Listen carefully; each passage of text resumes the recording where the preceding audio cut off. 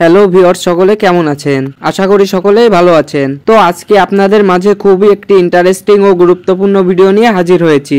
তো আজকের এই ভিডিওতে আমি আপনাদেরকে দেখিয়ে দিব আপনার জন্ম নিবন্ধন অনলাইনে আছে কিনা সেটি কিভাবে বুঝতে পারবেন বা বের করতে পারবেন। তাই আজকের এই গুরুত্বপূর্ণ ভিডিওটি একটুও না টেনে সম্পূর্ণ ভিডিওটি দেখতে থাকুন। তো আমরা সকলেই জানি বর্তমানে ভোটার হালনাগাদ কার্যক্রম চলমান রয়েছে। ভোটার হালনাগাদ কার্যক্রমে যদি আপনি ভোটার হতে চান সেক্ষেত্রে অবশ্যই আপনার জন্ম সনদ লাগবে। আমাদের সকলেরই জন্ম সনদ বা জন্ম নিবন্ধন রয়েছে। তো আমরা অনেকেই আছি যারা এখনো জানি না আমাদের জন্ম নিবন্ধনটি অনলাইনে আছে কি নাই। তো আপনার জন্ম নিবন্ধন অনলাইনে আছে কি নাই সেটি জানার জন্য আপনাকে যেটি করতে হবে, আপনার জন্ম নিবন্ধন ও জন্ম নিবন্ধনের জন্ম তারিখটা জানলেই হবে।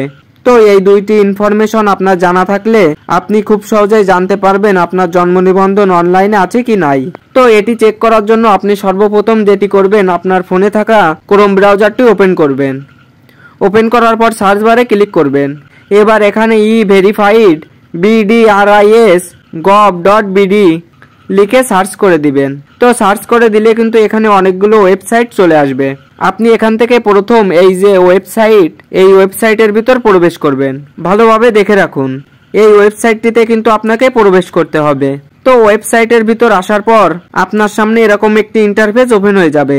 তো আপনি এই পেজটা স্ক্রল করে একটু নিচের দিকে চলে আসবেন। নিচে আসার পর এখানে দুইটি ফাঁকা বক্স দেখতে পাচ্ছেন।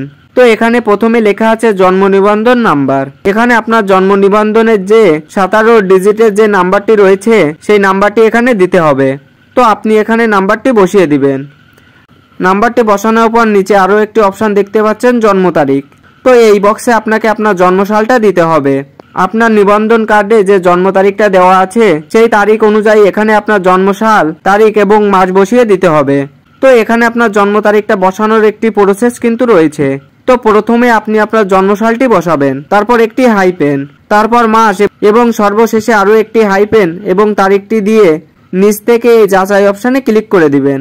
তো ক্লিক করে দেওয়ার পর এরকম একটি ইন্টারফেস কিন্তু ওপেন হয়ে যাবে। তো নিচে একটি ক্যাপচার দেওয়া আছে, এই ক্যাপচারটি আপনাকে পূরণ করতে হবে। তো এই ক্যাপচারে আপনার যোগ থাকতে পারে, বিয়োগ থাকতে পারে। তো সেই অঙ্কটা আপনাকে সমাধান করে এখানে উত্তরটি দিতে হবে। তো আমি এখানে উত্তরটি দিয়ে দিলাম। তো আপনি এখানে উত্তরটি দেওয়ার পর আপনার ইনফরমেশনগুলো আবারও একবার মিলিয়ে দেখবেন। তারপর নিচ থেকে এই সার্চ অপশানে ক্লিক করে দিবেন। তো সার্চ অপশানে ক্লিক করার সাথে সাথে দেখতে পাচ্ছেন বার্থের রেজিস্ট্রেশন বা জন্ম নিবন্ধনটি কিন্তু চলে এসেছে।